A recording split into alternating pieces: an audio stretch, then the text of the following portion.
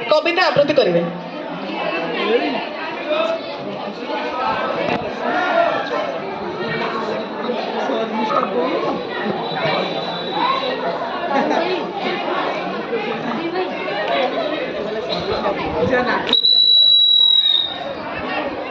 सभी को मोर नमस्कार।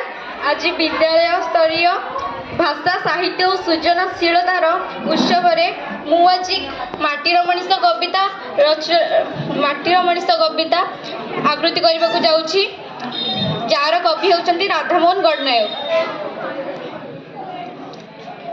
যন্ত্র ততে কি মন্ত্র দেউছি মাটির মଣିষ আরে, মুগ্ধ তোহর চিত্ত গহনে চিন্তি পারুনু বারে, মথা তোଳି সেই যন্ত্র যে সদা রুদ্র দানব পরি, ছিড়া হইଅଛି চারিপাশে তার লুহার ফৌজ ধরি, গর্জি উঠুছি থরে থরে পুଣି ভীম ভৈরব রবে, নিঃশ্বাস ধুমা উচ্ছ্বাস তার ছাড়ই মৌন নবে, দেখি পারুনু কি তুরে, দেখি পারুনু কি তুরে, চিহ্নি পারুনু বন্দি শিখা যে চলুছি তাহার মূলে, চলুছি তাহার মূলে, চলুছি তাহার মূলে, মলিনায় মাটি তোহর মাটি জীবন ধাত্রী তোর, উত্তানে পড়ি রহিছি দিবস রজনী সঞ্জ ভোর, বিপুল এহারি স্তন্য দানরে বিপুল এহারি স্নেহে, পুষ্ট হইছি অঙ্গ তোহর বর্ণ ফুটিছি দেহে, এ তোমার বাক্য উজ্জ্বল গভীর স্নেহ বুলি, কেউ পরি আজি ভরসা করিছু যন্ত্র চিতার চুলি, অনা অনা ফেরি থরে, অনা অনা ফেরি থরে, অনা অনা তোর দৃষ্টি ফেরাই মলিনায় মাটি পরে, মলিনায় মাটি পরে, মলিনায় মাটি পরে, কান্দুছি তোর মাটির লক্ষ্মী, কান্দুছি তোর ঘর, রুক্ষ উরসে পড়ি রহিଅଛି ক্ষেতর জাতক তোর, ସରଳ ତୋହର କାଲିର ଜୀବନ ଭାବୁଅଛୁ କିରେ ସତେ, ଦୟାକରି ଟିକେ ଆଣୁଅଛୁ କିରେ ତୋହର ସ୍ମୃତି ପଥେ, ଜଳ ବର୍ଷିତ ହଳ କର୍ଷିତ ଜମିର ସୁରଭି ବାସ, ଘଡ଼ିକ ପାଇଁକି ଅନ୍ତରେ ତୋର ମୋର ନାହିଁ ଉଲ୍ଲାସ, ସ୍ୱର୍ଣ୍ଣ ଧାନର ବିଭା, ସ୍ୱର୍ଣ୍ଣ ଧାନର ବିଭା, ଦଣ୍ଡକ ଲାଗି ବକ୍ଷେ ତୋହର ଦିଶି ଯାଉ ନାହିଁ କିବା, ଦିଶି ଯାଉ ନାହିଁ କିବା, ଦିଶି ଯାଉ ନାହିଁ କିବା, ଦିଗନ୍ତ ଭରା ପକ୍ୱ ଧାନର ମନ ମତାଣିଆ ଗନ୍ଧ, ହୃଦୟ ତୋହର ପରାଣୀ ତୋହର ଜଗାଉ ନାହିଁ କି ସ୍ପନ୍ଦ, ଆଖୁ କିଆରୀର ଛାଇ ତଳେ ବସି କଇଶୋର ଖେଳ ହସ, ପୌଷ ମାସର ଅମିୟ ସମାନ ମଧୁର ଦରୁଅ ରସ, ଗାଁ ବାଡ଼ି ତଳେ କପା ତରାଇଲେ କପା ଫୁଟିବାର ଶୋଭା, ତାରା ଫୁଟିବାର ମଉଛବ ପରି ହେଉ ନାହିଁ ମନ ଲୋଭ, ସୋରିଷ କ୍ଷେତର ବନ, ସୋରିଷ କ୍ଷେତର ବନ, ଦଣ୍ଡକ ପାଇଁ ଅନ୍ତର ତୋର କରୁନାହିଁ ମହାଛନ୍ନ,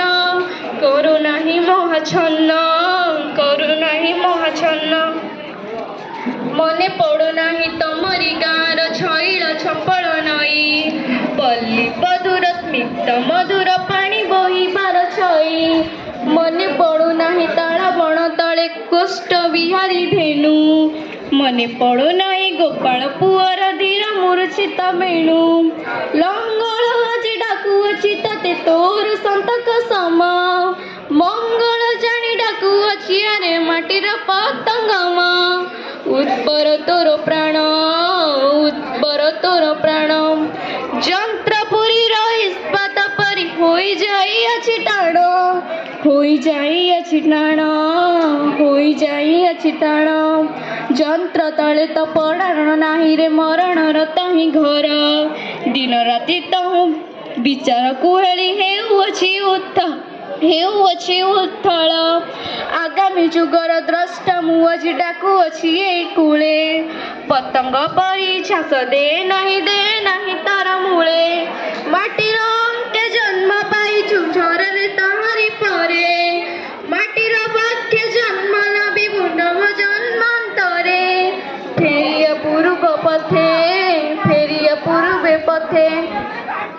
অকারণে ধোঁয়া হয় নাই যন্ত্র ধোঁয়ার সাথে, অকারণে ধোঁয়া হয় নাই যন্ত্র ধোঁয়ার সাথে, যন্ত্র ধোঁয়ার সাথে, যন্ত্র ধোঁয়ার সাথে, যন্ত্র ধোঁয়ার সাথে, যন্ত্র ধোঁয়ার সাথে। ধন্যবাদ তৃପ୍ତି। ପିଲାମାନେ ସମସ୍ତେ ଜୋର କର। ଶ୍ରେଣୀ ନବମ ଆଜିର ବିଦ୍ୟାଳୟ ସ୍ତରୀୟ ଭାଷା ସାହିତ୍ୟ ଓ ସୃଜନଶୀଳତାର ଉତ୍ସବରେ ମୁଁ ସାହିତ୍ୟ ସୃଜନୀ କ୍ଲବ ତରଫରୁ ଚିଲିକାରେ ସାୟନ୍ତନ ଦୃଶ୍ୟ କବିତାକୁ ଆବୃତ୍ତି କରିବାକୁ ଯାଉଛି, ଯାହାର କବି ହେଉଛନ୍ତି ରାଧାନାଥ ରାୟ। ପ୍ରାଚୀ ମୂଳଇବେ ମିନଚି ବିନାବେ ଛାୟାକାରୀ ଚିତ୍ର ଦିଶି ଠାବି ଠାବେ ମତ୍ସ୍ୟ ଧରି ସିଂହୁ ସମୁଦ୍ର ମୁହାଣେ ନିଜ ଗୃହ କଥା ଭାବି ଏକ ଧ୍ୟାନେ ଭାଲେରି ଶିଖରେ ସନ୍ଧ୍ୟା ତାରା ଦେଖି ଆସନ୍ତି ପତିକା ମୋହନା ସେତିକି ତାଙ୍କ କଣ୍ଠୁ କବି ସୂର୍ଯ୍ୟ ଗୀତାମୃତ ଦୂରୁ ବହି ଆଣେ ଚିଲିକା ମାରୁତ ଉଲ୍ଲାସର ଆତ୍ମା ତ୍ରାଇ ଗୀତ ତାନ ହ୍ରଦ ନୀଳ ବକ୍ଷେ କରି ଅଧିଷ୍ଠାନ ହସନ୍ତି ଚୌଦିକେ ମଧୁର ହାସିନୀ ଦିଗଙ୍ଗନା ଜ୍ୟୋତ୍ସ୍ନା ଦୁକୁଳ ବାସିନୀ ଭାବାନ୍ତର ପୁଣି କ୍ଷଣେ କରି ଜାତ ଗଲାଣି ତ ଗଲା କଥାରେ ସଂଗାତ ସଙ୍ଗୀତ ବେଶୀ ନାନା ରୂପେ ମନ ଅତୀନ୍ଦ୍ରିୟ ଦେଶେ କରି ବିଚରଣ ଚାଲି ଯାଏ ଶୂନ୍ୟ ଶୂନ୍ୟ କେଉଁ ସ୍ଥାନେ କି ଲୋଡ଼ିବା ଆସେ ସେହି ତା ନ ଜାଣେ ଧନ୍ୟ ସେହି ଯାର ଆଜ୍ଞା ଶିରେ ଧରି ଏ ଲୀଳା ରଚନ୍ତି ଦେବୀ ବାଗୀଶ୍ୱରୀ ଧନ୍ୟ ରଥେ ତୁମ୍ଭ ଜନ୍ମ ଶୁଭ କ୍ଷଣେ ମୃତ୍ୟୁଞ୍ଜୟ ତୁମ୍ଭେ ଉତ୍କଳ ଭବନେ ତୁମ୍ଭ ମାଟି ଦେହ ଗ୍ରାସିଛି ଶ୍ମଶାନ ମାତ୍ର ଯଶୋ ଦେହେ ତୁମ୍ଭେ ଆୟୁଷ୍ମାନ ମୀନ ଆକର୍ଷଣ ଆସେ ପୋତ ପାଳ ତରଣୀରେ ଜାଳି ଦେଲାଣି ମଶାଲ ଭାବେ ପାପ ମୂର୍ତ୍ତି ପରି ଅଟଇ ସେ ସ୍ପର୍ଶେ ମାରାତ୍ମକ ରୂପେ ରମ୍ୟ ଦିଶେ ପାପ ଗର୍ତ୍ତେ ଯେହ୍ନେ ପଡ଼ଇ ଅଜ୍ଞାନ ତରି ଗର୍ଭେ ମିନେ ଡେଇଁ ଦେବେ ପ୍ରାଣ ତରଙ୍ଗେ ଦୋହଲି ଦୋହଲି ବୋଇତ ଥରେ ଦିଶେ ଥରେ ହୁଏ ଅନ୍ତର୍ହିତ ଦୁଃଖୀ ମନେ ଆଶା ଉତ୍ଥାନ ପତନ ପ୍ରାୟ ଶିଖା ଉଠେ ପଡ଼େ ଘନ ଘନ ନିଶାଗମେ କ୍ରମେ ଲୋକ କୋଳାହଳ ନିବର୍ତ୍ତି ଅବନି ହେଉଛି ନିଶ୍ଚଳ ଜଳସ୍ଥଳ ନଭ ଜ୍ୟୋତ୍ସ୍ନା ପରିପୃତ ସୃଷ୍ଟି ଦିଶେ ଯେହ୍ନେ ପାରଦ ଧୌତ ପ୍ରତିବିମ୍ବ ରାଜି ଦୀପଶୈଳ ତଳେ ସ୍ରଷ୍ଟାକାରେ ଶୋଭେ ହ୍ରଦ ଅନ୍ତଃସ୍ଥଳେ କ୍ଷୀରୋଦ ସୋଦର ଜ୍ୟୋତ୍ସ୍ନା ସ୍ନବେ ଭାସି ଦିଶନ୍ତି ବିଶଦ ଗିରି ବଳନାସି ସ୍ନିଗ୍ଧ ତରୁ ପୁତ୍ରେ ମସୃଣ ଉତ୍ପଳେ ଜକ ଜକ ହୋଇ ଜ୍ୟୋତ୍ସ୍ନା ପ୍ରତିଫଳେ ସର୍ପେ ଚିତ୍ର ଚନ୍ଦ୍ର ଚୂଳ ତନୁ ଭଳି ଛାୟା ମିତ୍ର କରେ ଶୋଭେ ବନସ୍ଥଳୀ ପ୍ରଶାନ୍ତ ନୀରବ ଗିରି ବନ ଦେଶ ନାହିଁ ଏଥି ନର ଚହଳରେ ନିଶ ଦୂର ଝର ନାଦ ଝିଙ୍କାରି ଝୁଙ୍କାର କିରେ ନିଶିଥିନି ପ୍ରଭାବ ପ୍ରଚାର କଳି ଉପଦ୍ରବେ ତ୍ୟଜିଲ କାଳୟ ଶାନ୍ତି କିଏ ସ୍ଥଳେ ଭଜିଲେ ଆଶ୍ରୟ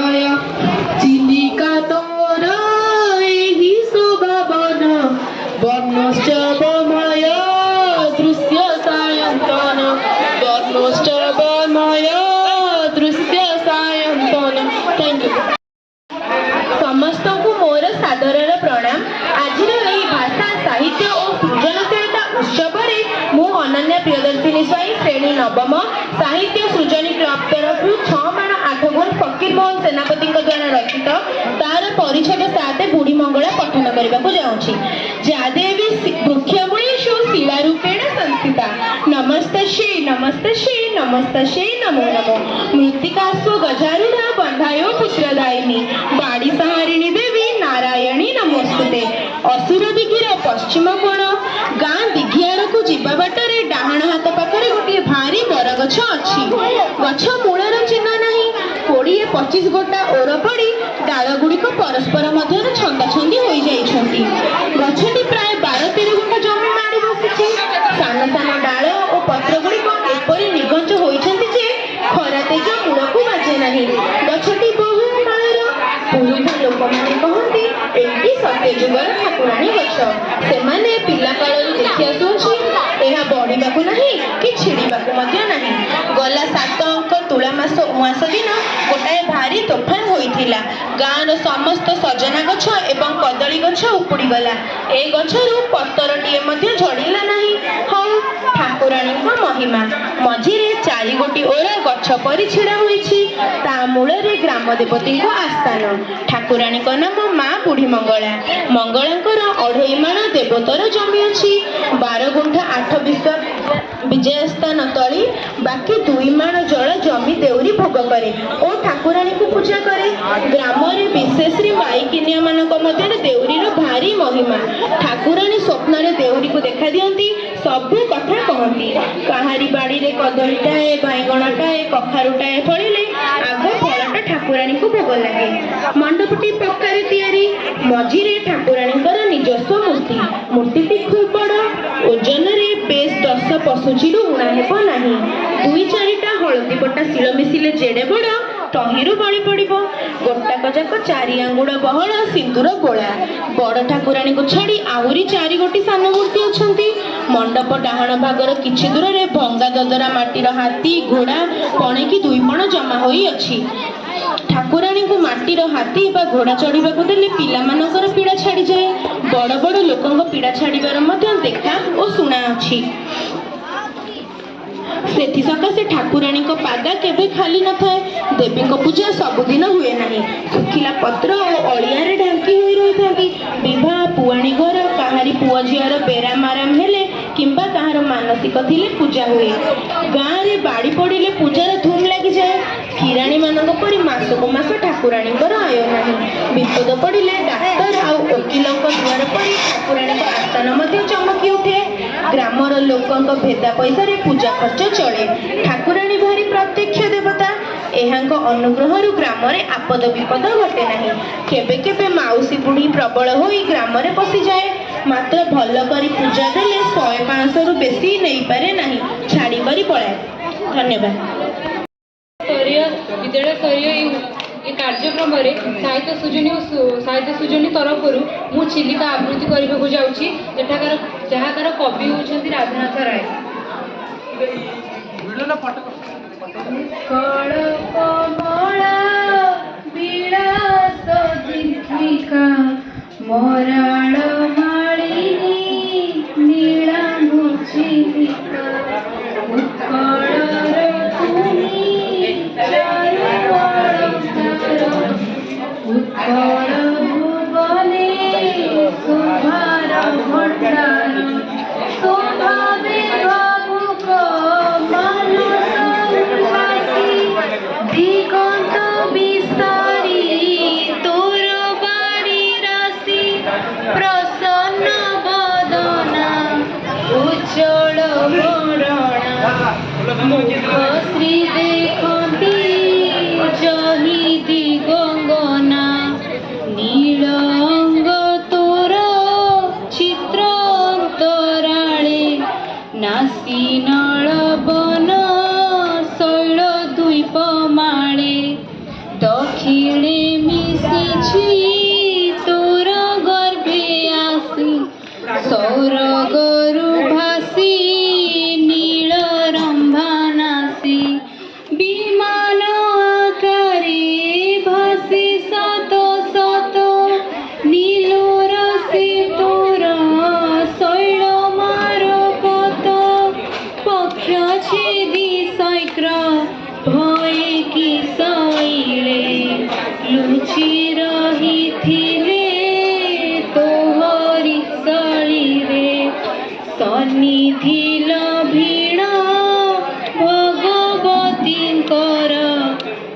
କରିଛନ୍ତି ଗୁଳ୍ମ ଜଟିଳ ଶିଖର ଦେଉଳଗିରିଟି କାଳିଜାଇ ଗିରି ମାରକତ ସେତୁ ପ୍ରାୟ ଜାରଗିରି ଶୈତାଙ୍ଗ ଚଢ଼ାଇ ଗୁହା ସମୁଗ୍ରତ ନିରଭେଦି କିବା উঠে ঐরাবত তরঙ্গ বেষ্টিত কাঙ্কণ শিখরি আদ্য ফলে জর তরি পূর্ণ করি বর্ষে বর্ষে হ্রদ বিহারী জীবনে আদরে প্রেরন্তি লক্ষ্মীর সঘরে স্থানে স্থানে নীরভেদিছি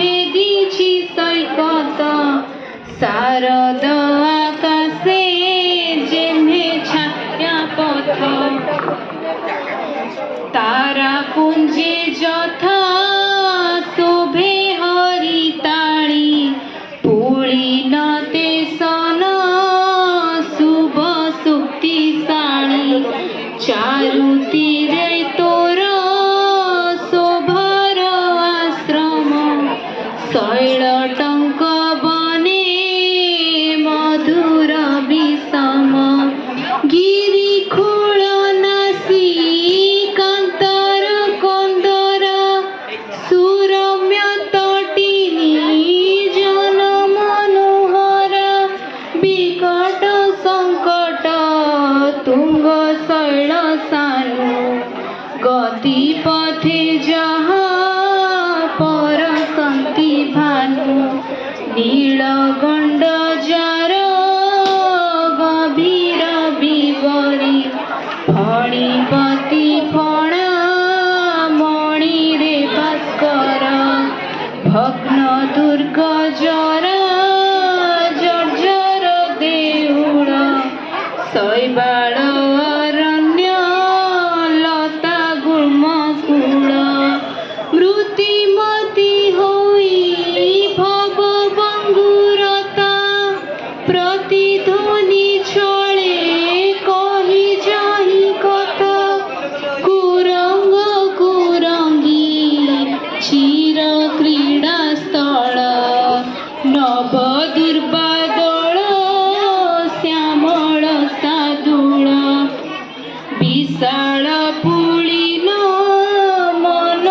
মনোমহতারি মরিচিকা যার চির সহচরী দ্বীপমালা শশে হরিতায়মান এমানি তুহর শোভা উপাদান এতে ছবি যেণু এক ধারে ফুল ছবিল উৎকলে তো ছবি অতুল ছবিল উৎকলে তো ছবি অতুল ছবি